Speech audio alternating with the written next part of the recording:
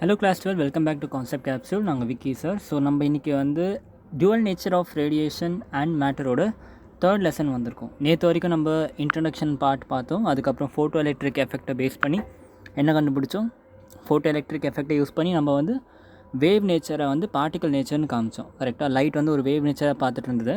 நம்ம வந்து photo electric எஃபெக்டான light வந்து ஒரு பார்ட்டிக்கல் நேச்சர் அப்படிங்கிறத நம்ம வந்து கிளியராக வந்து படித்தோம். ஓகே, ஸோ இன்றைக்கி வந்து நம்ம மேட்டரை பற்றி பார்ப்போம். மேட்டர்னாக்கா மேட்டரை வந்து ரெண்டு டைப்பில் இருக்குது சொன்னேன். மேட்டர் வந்து இவ்வளோ நாள் நமக்கு தெரிஞ்சது வந்து வேவ் பார்ட்டிக்கல். மேட்டர்னாலே பார்ட்டிக்கல். இப்போ ஒரு ஃபோன் எடுக்கிறோம்னா it is made up of particle அப்படின்னு சொல்லுவோம். கரெக்டாக. பட் இன்றைக்கி வந்து என்னென்னா மேட்டர் வந்து ஒரு வேவ்ன்றதை வந்து நம்ம பார்க்க போகிறோம். சரி, அதுக்கு தேவையான எக்ஸ்பெரிமெண்ட்ஸ் எல்லாத்தையும் நம்ம பார்க்க போகிறோம்.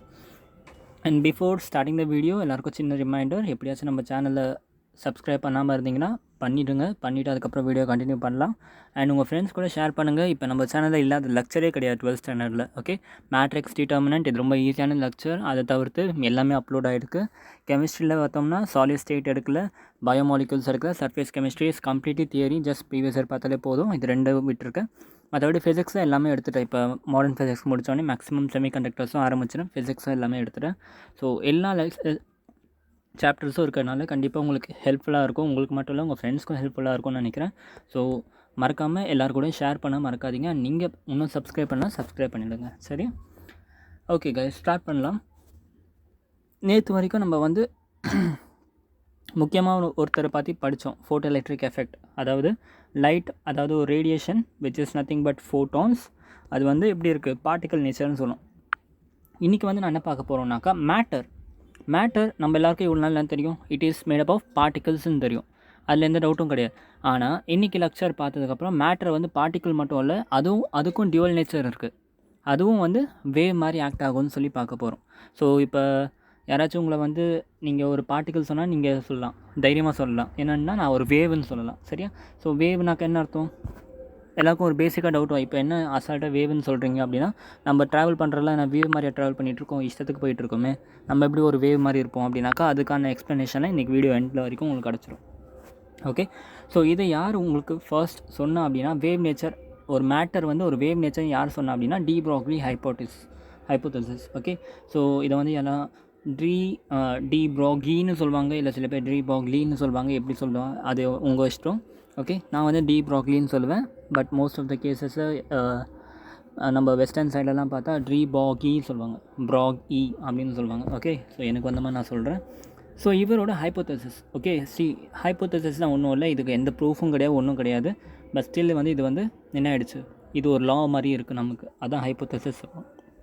ஓகே, டி ப்ராக்லி வந்து என்ன சொன்னார்னாக்கா, ஸ்டார்டிங்கில் நம்ம ஃபோட்டோ எலக்ட்ரிக் எஃபெக்ட் பார்த்தோம்ல, அது என்ன சொல்லுச்சு, வேவை வந்து அதாவது நம்மளோட லைட் ரே, அதாவது நம்மளோட ரேடியேஷன் வந்து எப்படி இருக்குது, it act as both wave nature as well as particles சொல்லி பார்த்தோம், பார்ட்டிக்கல் நேச்சர்னு பார்த்தோம். கரெக்டாக? டி ப்ராக்லி என்ன பண்ணார்னா இந்த பாயிண்ட்டை வச்சு தான் அவரோட ஹைப்போதசிஸ் எடுத்தார். ஓகே, இவர் வந்து இதோட எக்ஸ்பெரிமெண்டல் ஸ்டேட்மெண்ட் ரொம்பவே சிம்பிள். என்னென்னா ஜஸ்ட் ஒரே ஒரு விஷயம், நேச்சர் ஹேஸ் சிமிட்ரி. இந்த ஒரு லைனை வச்சு தான் இந்த விஷயத்தை அவர் சொல்லியிருக்காரு. எந்த விஷயத்தனா, பார்ட்டிகிள்ஸ் ஒன்றும் இல்லை, வேவ் தான் அப்படின்ட்டு. ஏன்னா நேச்சர் வந்து சிமெட்ரிக்காக இருக்கும் அப்படின்ட்டு. இப்போ வந்து என்ன சொல்கிறோம்னா, லைட் ரே எடுத்தோம்னா அது வந்து என்ன ஆகிடுச்சு, பார்ட்டிக்கல் நேச்சர். லைட் வந்து பார்ட்டிகல்ஸ் ஃபார்ம் ஆகிருக்குன்னு சொல்கிறாங்க. என்னது, light ray which is nothing but wave nature as well as particle nature. கரெக்டாக? இவர் என்ன சொல்கிறாருன்னா, என்னோடய பார்ட்டிகல்ஸ் தான் இருக்குல்ல, பார்ட்டிகல்ஸ் தான் ஃபார்ம் பண்ணுற விஷயம் தான் வேவ். இவ்வளோ நேரம் என்ன பார்த்தோம், வேவ்ஸ்குள்ளே வந்து பார்ட்டிகல்ஸ் தான் இருக்கும், பேக்கெட்டாக பார்ட்டிகல்ஸ் இருக்குன்னு பார்த்தோம். பட் டி ப்ராக்லி என்ன சொன்னார் அப்படின்னா, என்ன சொல்கிறாருன்னா, என்னோடய பார்ட்டிகல்ஸ் சேர்ந்தனால மட்டும்தான் வேவ்ஸ் க்ரியேட் ஆச்சு அப்படின்னு சொல்கிறாரு, வேறு ஒன்றும் இல்லை. ஓகே, ஸோ ஆக்சுவலி இதுக்கு பின்னாடி இருக்க கதை கொஞ்சம் காமெடியாக இருக்கும். என்னென்னா, இப்போ நீங்கள்லாம் இன்ஜினியரிங் எடுத்திங்கன்னா அடுத்து எம்டெக் பண்ணுவீங்க. எம்டெக் பண்ணிவிட்டு அதுக்கப்புறமா டாக்டரேட் பண்ணுவீங்க. சரியா? டாக்டரேட் பண்ணிட்டீங்கன்னா நீங்கள் ஏதாச்சும் ஒரு தீசிஸ் எடுக்கணும், லைக் ஏதாச்சும் ஒரு விஷயத்தை எடுக்கணும், அதில் ப்ராஜெக்ட் பண்ணணும். அந்த ப்ராஜெக்ட் சக்ஸஸ் ஆச்சுன்னா ஓகே, உங்களுக்கு டாக்டரேட் டிகிரி கிடச்சிரும். ஒரு வேளை நீங்கள் அந்த ப்ராஜெக்ட் ஃபெயில் பண்ணிட்டீங்கன்னா நீங்கள் 3 வருஷம் 4 வருஷம் உழைச்சதெல்லாம் திருப்பி ஃபஸ்ட்டுன்னு பண்ணுற மாதிரி இருக்கும். சரியா? அந்த மாதிரி இவரும் வந்து என்ன பண்ணியிருக்காரு, ப்ராஜெக்ட் பண்ணியிருக்காரு. அந்த ப்ராஜெக்டில் வந்து சிம்பிளாக எந்த ஒரு ப்ரூஃபுமே இல்லாமல், எதுவுமே இல்லாமல், சிம்பிளாக நேச்சர் ஹேஸ் சிமிட்ரி, அதனால் வந்து என்னோடய பார்ட்டிகல்ஸ் க்ரியேட் வேவ் அப்படின்னு சொல்லிட்டார். பார்ட்டிக்கல் இஸ் வேவ் அப்படின்னு சொல்லிட்டார். ரொம்ப சிம்பிளாக சொல்லிட்டார். இதுக்கு எந்த ப்ரூஃபும் கொடுக்கல, எந்த எக்ஸ்பெரிமெண்ட்டும் கொடுக்கல. ஆனால் இவர் சொன்ன இந்த வார்த்தையில் ஒரு லாஜிக் இருந்துச்சு. ஓகே, பட் என்ன பிரச்சனைனா இவரோட சீனியர் இருப்பாங்களே, அவங்க தான் வந்து இந்த தீசிஸை வந்து அப்ரூவ் பண்ணணும். பட் அவங்க என்ன சொன்னாங்கன்னா, அவங்க அவ்வளோ சீக்கிரம் ஒத்துக்கல. நீ சொல்கிறது கரெக்டு தான், பட் எந்த ஒரு எக்ஸ்பெரிமெண்ட்டும் இல்லாமல் ஒன்றும் இல்லாமல் நீ எப்படி வந்து இந்த விஷயத்த சொல்வ அப்படின்னு சொன்னதுக்கு அந்த சீனியர் என்ன பண்ணாருன்னா ஆல்பர்ட் ஐன்ஸ்டைனை கூப்பிட்டு வந்தாங்க. இந்த மாதிரி ஒரு பையன் வந்திருக்கான், அவன் வந்து இந்த மாதிரி சொல்கிறான், பட் அதுக்கு எக்ஸ்பெரிமெண்ட் எதுவுமே கிடையாது, இதுக்கு நான் வந்து அப்ரூவ் கொடுக்கணுமா கொடுக்கக்கூடாதா அப்படின்ட்டு சொன்னதுக்கு ஆல்பர்ட் ஐன்ஸ்டைன் வந்து பார்த்துட்டு, இந்த பையன் சொல்கிறதுல கரெக்டு, இந்த பையன் சொல்கிறதுல ஏதோ ஒரு விஷயம் இருக்குது, நீங்கள் தாராளமாக வந்து அப்ரூவ் பண்ணுங்கள், பட் இதுக்கு ப்ரூஃப்லாம் எதுவும் இல்லை, ஆனால் இவன் சொல்கிறதுல லாஜிக் இருக்குது அப்படின்னு சொல்லிவிட்டு அவங்க சொல்கிறதுனால இவருக்கு வந்து அப்ரூவ் பண்ணிட்டாங்க. ஓகே, அதுக்கப்புறமா என்ன ஆச்சுனாக்கா இந்த விஷயத்தை ப்ரூவ் பண்ணிட்டாங்க. யார் ப்ரூவ் பண்ணால் டேவிசன். இப்போ ஃப்யூச்சரில் நீங்கள் அந்த எக்ஸ்பெரிமெண்ட் படிக்க போகிறீங்க. டேவிசன் அந்த எக்ஸ்பெரிமெண்ட்டை யூஸ் பண்ணி பார்ட்டிகல்ஸ் வந்து வேவ் தானே ப்ரூவ் பண்ணிட்டாங்க. ஓகே, ஸோ இப்போதைக்கு டி ப்ரோக்லி ஹைப்போதேசிஸ் ரொம்ப இம்பார்ட்டன்ட். அவர் ஹைப்போதேசிஸ் சொன்ன ஒரு சின்ன விஷயம் என்னென்னா, every moving particle has a wave associated with it. என்னென்ன பார்ட்டிகல்ஸ் தான் மூவ் ஆகுதோ இந்த உலகத்தில், okay, let it be you, let it be me, ஒரு காராக இருக்கட்டும், இல்லை குவாண்டம் ஃபிசிக்ஸில் போனோம்னா ஆட்டம்ஸ், நியூக்ளியஸ் அண்ட் உங்களோட ப்ரோட்டான், ஃபோட்டான், எதெல்லாம் மூவ் ஆகுதோ அது எல்லாத்துக்குமே வேவ் கேரக்டரிஸ்டிக்ஸ் இருக்கும். ஓகே, அப்படி பார்த்தாக்கா வேவ் கேரக்டரிஸ்டிக்ஸ் இருக்குன்னு என்ன அர்த்தம்? வேவ் லென்த் இருக்கணும். ஓகே, வேவ் கேரக்டரிஸ்டிக்ஸ் அதான் அர்த்தம்.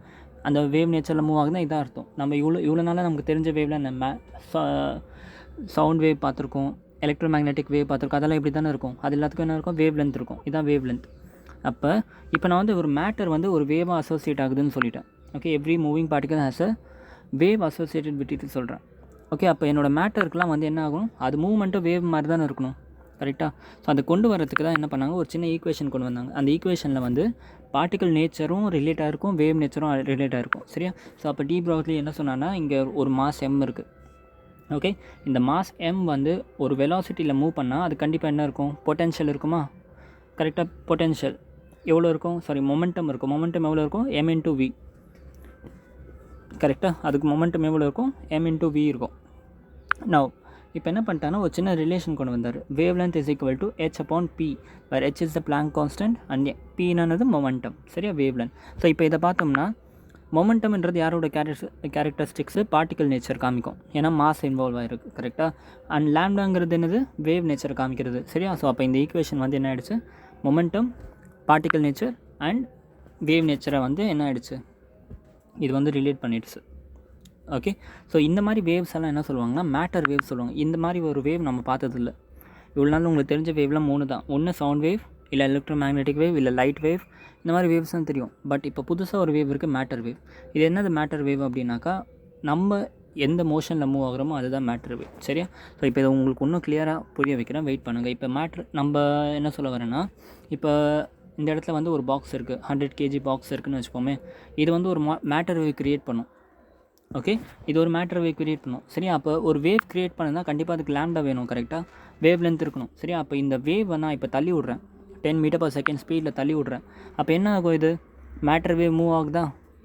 ஒரு பார்ட்டிக்கல் மூவ் ஆகுதுன்னா மேட்டர் வேவ் வந்து க்ரியேட் ஆகுதா? அந்த மேட்டர் வேவுக்கு வேவ் லென்த் கண்டுபிடிச்சோம்னா இது வேவ் நேச்சர்னு தெரிஞ்சிடும், கரெக்டாக? ஸோ இப்போ நம்ம செக் பண்ணுவோம், நம்ம ஏன் வந்து இந்த மாதிரி வேவ் மூவ்மெண்ட்டில் நம்ம மூவ் பண்ணலன்றது உங்களுக்கு புரியும்.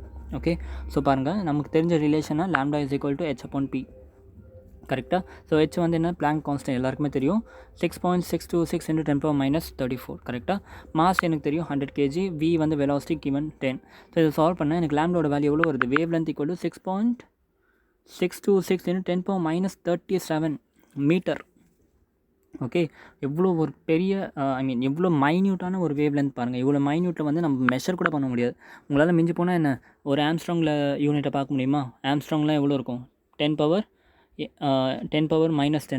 +10ல் ஆம்ஸ்ட்ராங்கில் நீங்கள் பார்க்கலாம், சரி? அப்படி பார்த்தா கூட -27 ஆம்ஸ்ட்ராங், அவ்வளோ தூரத்தில் உங்களால் பார்க்க முடியாது. நீங்கள் என்ன தான் ஒரு யூவி ரேஸை வச்சு பார்த்தா சரி, எலக்ட்ரோ மேக்னெட்டிக் ஸ்பெக்ட்ரம் வச்சு படித்தாலும் சரி, எப்படி வச்சு படித்தாலும் உங்களால் வந்து அந்த வேவ் லென்த்தை மெஷர் பண்ண முடியாது. ஸோ இந்த மாதிரி மெஷரே பண்ண முடியாத வேவ் லென்த்தாக இருக்கனால தான் இதை வந்து நம்மளால் டிடெக்ட் பண்ண முடியல. இப்போ நீங்கள் ஒரு 100 kg மாசு, நீங்கள் ஒரு 10 m/s ஸ்பீடில் நீங்கள் நடக்கிறீங்களோ ஓடுறீங்களோ அப்படின்னாக்கா உங்களுக்கு வந்து பார்க்குறதுக்கு நீங்கள் வந்து இந்த மாதிரி மூவ் பண்ணிட்டு போகிற மாதிரி இருக்கும், சரியா? பட் ஆக்சுவலி இவ்வளோ சின்ன வேவ் லென்த்தில் நீங்கள் வைப்ரேட் ஆகிட்டே தான் மூவ் பண்ணுறீங்க. நீங்கள் இப்படி இந்த மாதிரி வேவ் மாதிரி தான் வைப்ரேட் ஆகி மூவ் பண்ணுறீங்க. பட் இது அதோட வேவ் லென்த் வேவ் லென்த் நான் இந்த 2 பீக்குக்கும் நடுவில் இருக்க டிஸ்டன்ஸ் தான் வேவ் லென்த். இந்த வேவ் லென்த் ரொம்ப ரொம்ப சின்னதாக இருக்கனால நீங்கள் வந்து நார்மலாக இப்படி மூவ் பண்ணுற மாதிரி இருக்குது, நீங்கள் வைப்ரேட் ஆகிறது தெரியல. ஓகே, ஸோ அப்போ இன்னொரு கொஷின் அரைஸ் ஆகிடுச்சு. சரி, மேட்டர் வேவ்க்கு வந்து வேவ் லென்த் இவ்வளோ இன்சிக்னிஃபிகண்ட்டாக இருக்கிறதுனால எதுக்கு நம்ம அதை படிக்கணும் அப்படின்னா, மேட்டர் வேவ் வந்து பெரிய ஆப்ஜெக்ட்ஸை சிக்னிஃபிகண்ட்டாக காமிக்காது. But think about the real particles. Quantum ஃபிசிக்ஸில் ரியல் பார்ட்டிகல்ஸ்னால் யார்? Photons, electrons, neutrons. டெஃபினெட்லி இதெல்லாம் பார்ட்டிகல்ஸ் தானே. இதுக்கு வேவ் லென்த் கண்டுபிடிச்சி பார்ப்போமா? இதுக்கு வேவ் லென்த் கண்டுபிடிச்சா அது சிக்னிஃபிகண்ட்டாக இல்லையான்னு தெரியும். சரியா? ஸோ என்ன பண்ணிட்டேன், நான் மாஸ் ஆஃப் எலக்ட்ரான் தெரியும் எனக்கு எவ்வளோ, 9.1 × 10⁻31 kg. கரெக்டாக mass of electron 9.1 × 10⁻31 kg. And எனக்கு இன்னொரு விஷயம் தெரியும், வெலாசிட்டி ஆஃப் எலக்ட்ரானும் தெரியும். நிறைய புக் வந்து 10⁴ இருக்கும், சில புக்கில் 10⁶ இருக்கும், HC வரவங்க 10⁶ இருக்குது. பட் 10⁴ இருந்தாலும் ஒன்றும் பெரிய டிஃப்ரென்ஸ் தான் க்ரியேட் ஆகாது. சரியா? அது அப்புறம் பார்ப்போம். ஸோ மாஸ் இருக்குது, வெலாசிட்டி இருக்குது, பிளாங்க்ஸ் கான்ஸ்டன்ட்டும் தெரியும். ஸோ லாம்டா கண்டுபிடிப்போமா? லாம்டா கண்டுபிடிச்சோமோ, லாம்டா என்னது? 6.626 × 10⁻34 Planck's constant divided by mass into velocity போட்டோன்னா எனக்கு லாம்டாவோட வேல்யூ பாருங்கள், 7.33 × 10⁻10 metre. So which is nothing but what? 7.33 angstrom. See, இவ்வளோ வேவ் லென்த்தில் வந்து என்ன ஆகுது, நம்ம எலக்ட்ரான்ஸ் தான் மூவ் ஆகுது. அப்போ ஒரு குவாண்டம் ஃபிசிக்ஸில் பார்ட்டிகல்ஸ்க்கு நம்ம ஈஸியாக என்ன பண்ண முடியுது, வேவ் லென்த் கண்டுபிடிக்க. வேவ் லென்த் கண்டுபிடிச்சா ஆட்டோமேட்டிக்காக எலக்ட்ரான் என்னது, இவ்வளோ நாள் பார்ட்டிக்கலாக பார்த்த எலக்ட்ரான் இப்போ வேவ் நேச்சர், ஏன்னா இதுக்கு வேவ் லென்த் தெரிஞ்சிச்சு. அப்போ எலக்ட்ரான்ஸ்லாம் எப்படி மூவ் ஆகும், இப்படி இப்படி இப்படி இப்படி வைப்ரேட் ஆகிட்டே மூவ் ஆகிட்டு இருக்கு வித் திஸ் வேவ் லென்த். புரிஞ்சா? இப்படி தான் வந்து கொஷின்ஸ் கேட்பாங்க. ஸோ இந்த ஈக்குவேஷனை வச்சு உங்களுக்கு போர்டு எக்ஸாமில் கொஷின்ஸ் நிறைய வரும். சரியா? ஸோ இப்போ இந்த ஈக்குவேஷன் யூஸ் பண்ணி ஒரு சில கேசஸ்லாம் இருக்குது. அந்த கேசஸை வந்து நம்ம போட்டோம்னா நமக்கு ஃப்ரெஷ்ஷாக வந்து புது ஃபார்முலாஸ் கிடைக்கும். சரியா? அதில் ஃபஸ்ட்டு கேஸ் என்னென்னா, கைனட்டிக் எனர்ஜியும் வேவ் லென்த்தையும் ரிலேட் பண்ணுற மாதிரி. இவ்வளோ நேரம் பண்ணது லாம்டா இஸ் ஈக்குவல் டு என்னென்னு பார்த்தோம், h/m × v பார்த்தோம். கரெக்டாக? பொட்டென்ஷியல் m × v பார்த்தோம், மொமெண்டம். கரெக்டாக? இப்போ என்ன பார்க்க போகிறோன்னா, நமக்கு லாம்டாவுக்கும் கைனட்டிக் எனர்ஜிக்கும் ரிலேஷன் பார்க்க போகிறோம் எப்படின்ட்டு. ஓகே, ஸோ கைனட்டிக் எனர்ஜி ஃபார்மில் எல்லாருக்குமே தெரியும்ல. இப்போ ஒரு மாஸ் m வந்து v வெலாசிட்டி மூவ் ஆகுதுன்னா அது கண்டிப்பாக கைனட்டிக் எனர்ஜி இருக்கும். Kinetic energy = 12mv². ரைட் வரும்? Definitely correct. ஓகே, அடுத்து மொமெண்டமுக்கு இப்போ தான் பார்த்தோம், momentum = mass into velocity. Okay, so இதுலேருந்து நான் வந்து v = p/mனு போட்டுக்கலாமா? v = p/mனு போட்டுக்கிறேன். சரியா? இப்போ நான் என்ன பண்ணுறேன், இந்த இதுவை கொண்டு போய் நான் இந்த ஈக்குவேஷன் சப்ஸ்டியூட் பண்ணுறேன். வியோட வேல்யூ கொண்டு போய் அங்கே சப்ஸ்டியூட் பண்ண ஆகுது. k = 12m × p²/m². சரியா? அப்போ இதுலேருந்து p² = 2ke × mனு கொண்டு வரேன். சரியா? இப்போ இதை இன்னும் நான் சால்வ் பண்ணேன்னா p = √2ke போட்டுக்கலாமா? ஸோ ke வெறும் k நான் போட்டுக்கிறேன். So p = √2km, where k is what? Your kinetic energy, m is the mass of electron or photon. இல்லை எந்த பார்ட்டிக்கல் இருக்குங்களோ அதோடது. சரியா? ஸோ மொமெண்டமோட வேல்யூ கிடச்சா இப்போ இதை எடுத்துமே என்ன பண்ணலாம், இந்த ஈக்குவேஷனில் போட்டுடலாம். லாம்டா = h/pயில் போட்டோம்னா we will get lambda is equal to h/√km. Okay, so உங்களுக்கு ஒரு வேளை டேரெக்டாக கைனட்டிக் எனர்ஜியும் மாஸும் கொடுத்திங்கன்னா நீங்கள் இந்த ஃபார்முலா யூஸ் பண்ணணும். இல்லை டேரெக்டாக மாஸும் வெலாசிட்டியும் கொடுத்தாக்கா இந்த ஃபார்முலா யூஸ் பண்ணணும். புரிஞ்சா? ஸோ இந்த மாதிரி ஃபார்முலாஸ் பேஸ் பண்ணி உங்களுக்கு கொஸ்டின்ஸ் கேட்பாங்க. இப்போ அடுத்து இன்னொரு கேஸ். என்ன கேஸ்னால், ஒரு எக்ஸாம்பிள் பார்த்துட்டு அப்புறம் உங்களுக்கு போகும். உங்கள் கையில் ஒரு எலக்ட்ரான், ஒரு ஆல்ஃபா பார்ட்டிக்கல், ஒரு ப்ரோட்டான் இருக்குது. ஓகே, ஃபோட்டான் இருக்குது. Has same kinetic energy. எல்லாத்துக்குமே ஒரே கைனட்டிக் எனர்ஜி இருக்குது. Arrange them in the order of decreasing de Broglie wavelength. Okay, de Broglie wave லென்த்தை டிக்ரீசிங் ஆர்டரில் அரேஞ்ச் பண்ணணும். Okay, so de Broglie wave லென்த்தை வந்து கைனட்டிக் எனர்ஜி கூட ரிலேஷனோட பார்த்தோம்னா இந்த ஈக்குவேஷன் யூஸ் பண்ணணும். கரெக்டாக? Lambda is equals to h/√km. கண்டிப்பாக வந்து h கான்ஸ்டண்ட்டாக இருக்கும். கரெக்டாக? அண்ட் மாஸ் கான்ஸ்டன்ட் சொல்லியிருக்காங்களா? இல்லை, மாஸ் இப்படி கான்ஸ்டண்ட்டாக இருக்கும். கே கான்ஸ்டன்ட் சொல்லியிருக்காங்க. கே கான்ஸ்டன்ட் சொல்லியிருக்காங்க. அப்போ ஆப்வியஸாக என்ன இருக்குது, lambda is inversely proportional to √m. Right வரும்? Lambda is inversely proportional to √m. அப்போ இந்த விஷயத்தில் என்ன தெரியுதுன்னா, எனக்கு எதோட மாஸ் ரொம்ப ரொம்ப ரொம்ப அதிகமாக இருக்கும், அதோட வேவ் லென்த் வந்து ரொம்ப ரொம்ப கம்மியாக இருக்கும். அண்ட் ஆப்வியஸாக நீங்கள் லாஜிக்கலாக யோசிச்சு பார்த்தீங்கன்னா, ஒரு 100 kg மாஸ் இருக்கிறத ஒன்று நம்ம தள்ளி போட்டோம்னா நமக்கு வேவ் லென்த் கண்டுபிடிக்கவே முடியல. ஸோ மாஸ் எவ்வளோக்கு எவ்வளோ அதிகமாக இருக்கும், வேவ் லென்த் எவ்வளோக்கு எவ்வளோ வந்து மைன்யூட்டாக இருக்கும். கரெக்டாக? அதே கான்செப்ட் தான் இங்கே. அப்போ எலக்ட்ரான், ஆல்ஃபா பார்ட்டிக்கல், ப்ரோட்டான், இது எல்லாத்தில் எதோட மாஸ் இருக்கிறதுல ரொம்ப கம்மியாக இருக்கும்னா கண்டிப்பாக எலக்ட்ரான் தான். ஓகே, உங்கள் எல்லாருக்கும் தெரியும்னு நினைக்கிறேன். தெரியலன்னா கவனிச்சுக்கோங்க. எலக்ட்ரானோட மாஸ் வந்து 1/1837 EMU இருக்கும். சரி, இப்போ இதை சால்வ் பண்ணோம்னா எவ்வளோ சின்ன மாஸ் வருமோ அதான் மாஸ் ஆஃப் எலக்ட்ரானாக இருக்கும். அதே ப்ரோட்டான் எடுத்தோம்னா 1 EMU தான் மாஸ் ஆஃப் ப்ரோட்டான். அண்ட் உங்களோட ஆல்ஃபா பார்ட்டிக்கல் என்னது? ஆல்ஃபா பார்ட்டிக்கல் ஒன்றும் இல்லை, ஹீலியம்மை வந்து +2 சார்ஜில் பார்த்தோம்னா அதான் ஆல்ஃபா பார்ட்டிக்கல். ஓகே, ஸோ அதோட மாஸ் பார்த்தோம்னா இருக்கலே அதிகமாக இருக்கும், 4 EMUவாக இருக்கும். சரியா? ஸோ அப்போ பார்த்தோம்னா ஹீலியமுக்கு தான் மாஸ் அதிகம் அண்ட் எலக்ட்ரானுக்கு தான் மாஸ் கம்மி. அப்போ வேவ் லென்த் யாருக்கு இருக்கலே அதிகமாக இருக்கும், யாருக்கு இருக்கலே ரொம்ப கம்மி மாஸோ அவங்களுக்கு தான் வேவ் லென்த் அதிகமாக இருக்கும். So wavelength of electron will be the highest and யாருக்கு இருக்கலே அதிகமான மாஸ் இருக்கோ அவங்களுக்கு தான் இருக்கலே கம்மியான வேவ் லென்த் இருக்கும். அது வந்து யாருக்கு, நம்மளோட ஆல்ஃபா பார்ட்டிக்கல். நடுவில் வந்து ப்ரோட்டான் இருக்கும். புரிஞ்சா? ஸோ இந்த மாதிரி தான் வந்து நம்ம இந்த ஃபார்முலாஸ் யூஸ் பண்ணி நம்ம வந்து படிப்போம். செகண்ட் வந்து பாருங்கள், செகண்ட் கேஸ் என்ன, alpha lambda in terms of accelerating potential. Accelerating potential ஒன்றும் இல்லை, சார்ஜ் பார்ட்டிக்கலை தான் வந்து அப்படி சொல்லுவோம். சார்ஜ் பார்ட்டிக்கலில் தான் வந்து ஆக்சலரேட்டிங் பொட்டன்ஷியல் இருக்குது அப்படின்னு சொல்லுவோம். சரியா? அப்போ ஆல்ஃபா வந்து ஒருவேளை உங்களுக்கு ஏதாச்சும் ஒரு சார்ஜ் பார்ட்டிக்கல் கொடுத்துருந்தாங்கன்னா, அயோன்ஸ் ஏதாச்சும் கொடுத்துருந்தாங்கன்னா எப்படி வந்து நம்ம மூவ் பண்ணுறதுன்னு பார்க்க போகிறோம். சரியா? அதுக்கு வந்து நம்ம எலக்ட்ரிக் ஃபீல்டு கான்செப்டோட ஹெல்ப் எடுத்துப்போம். ஓகே, எலக்ட்ரிக் ஃபீல்டு வந்து என்னது, இந்த இடத்துல ஒரு டயலெக்ட்ரிக் எடுத்துகிட்டேன், இந்த இடத்துல 0 பொட்டன்ஷியல், இந்த இடத்துல வந்து பொட்டன்ஷியல் வீன்னு இருக்குது. கரெக்டாக? இப்போ இதுக்கு நடுவில் நான் ஒரு சார்ஜ் வைக்கிறேன். ஓகே, இதுக்கு நடுவில் நான் ஒரு சார்ஜ் வைக்கிறேன். அந்த சார்ஜோட let it be a charged particle. Okay, பாசிட்டிவாக இருக்கட்டும் நெகட்டிவாக இருக்கட்டும் என்ன வேணா இருக்கட்டும், இது ஒரு சார்ஜ் பார்ட்டிக்கல். ஸோ அப்போ என்ன பண்ணும், charge particle will try to move towards higher potential. அப்போ இந்த பக்கம் மூவ் ஆக ட்ரை பண்ணும். கரெக்டாக? ஸோ இப்போ இது இப்படி மூவ் ஆகுதுனாலே என்ன பண்ணுது, ஒரு ஒர்க் டன் பண்ணுதா, டெஃபினெட்லி ஒர்க் டன் பண்ணுது. And work done by a charge particle வந்து உங்களுக்கு ஆல்ரெடி ஒரு ஈக்குவேஷன் நான் சொல்லி கொடுத்துருக்கேன், எலக்ட்ரோஸ்டாட்டிக்ஸ்ன்னு நம்ம பார்த்துட்டு வரோம். சார்ஜ் இன்டூ பொட்டன்ஷியல் டிஃப்ரென்ஸ் பண்ணோம்னா நமக்கு என்ன கிடைக்கும், work done by the charge particle கிடைக்கும். அது கரெக்டாக இது வரைக்கும் புரிஞ்சா? அண்ட் இந்த ஒர்க் டனுக்கு உருவாக என்ன cause, who is responsible for this work டன்னா கைனடிக் எனர்ஜி. ஏன்னா கைனடிக் எனர்ஜினால தான் இந்த பார்ட்டிக்கல் மூவ் ஆகுது. அந்த கைனடிக் எனர்ஜினால தான் பார்ட்டிக்கல் மூவ் ஆகுது. அந்த கைனடிக் எனர்ஜி தான் ஒர்க் டன் பண்ண வைக்குது. கரெக்டாக? So work done equal to Q into வீன்னு போடலாம். Sorry, work done equal to Q into V போடலாம். கரெக்டாக? where Q is your charge on the particle and V is the velocity with which it is moving. Sorry. V is the potential with which it is experiencing, the potential difference which it experiences. Okay, அப்போ இந்த work done will be equal to, in most efficient case என்னது, kinetic energy. ஏன்னா அந்த kinetic energy தான் work done convert ஆகுது, work done எனர்ஜியாக convert ஆகுது. கரெக்டாக? So kinetic energy equal to என்ன போட்டுக்கலாம், நான் QV போட்டுக்கலாமா? ஸோ K ஈக்குவல் டு QVன்னு போட்டுட்டேன். ஓகே, ஜஸ்ட் இந்த கேயோட வேல்யூ கொண்டு போய் என்ன பண்ணுங்கள், H/√2 into M into K இந்த ஃபார்முலாவில் போய் நம்ம என்ன பண்ணிக்கலாம், கேயோட வேல்யூ போட்டோம்னா just directly will get lambda equal to H/√2 MQV, where H is Planck's constant, M is the mass of the particle or charge, Q is equals to mass இது Q வந்து charge on the particle and V வந்து potential difference. Okay, அப்போ எப்போல்லாம் உங்களுக்கு வந்து ஒரு charge பார்ட்டிக்கலை பார்த்து பேசுகிறாங்களோ அப்போ நீங்கள் இந்த ஃபார்முலா யூஸ் பண்ணணும். ஓகே, ஃபார்முலா ஒன்று தான், பட் அப்ளிகேஷன்ஸ் வேறு இருக்குது. ஆக்சுவல் ஃபார்முலா பார்த்தோம்னா H/P தான். சரியா? பட் அது வந்து ஒரு வேளை உங்களுக்கு ஒரு கைனடிக் எனர்ஜி டேர்ம்ஸ் ஏதாச்சும் ஒன்று கொடுத்தாங்க, இந்த ஃபார்முலா யூஸ் பண்ணோம். இல்லை ஒரு டைமில் வந்து சார்ஜ் பார்ட்டிக்கல் வச்சு கொடுத்தாங்கன்னா நீங்கள் இந்த ஃபார்முலா யூஸ் பண்ணுற மாதிரி வரும். சரியா? ஸோ ஃபார்முலா பொறுத்து மாறுது நம்மளோட வேவ் லென்த்.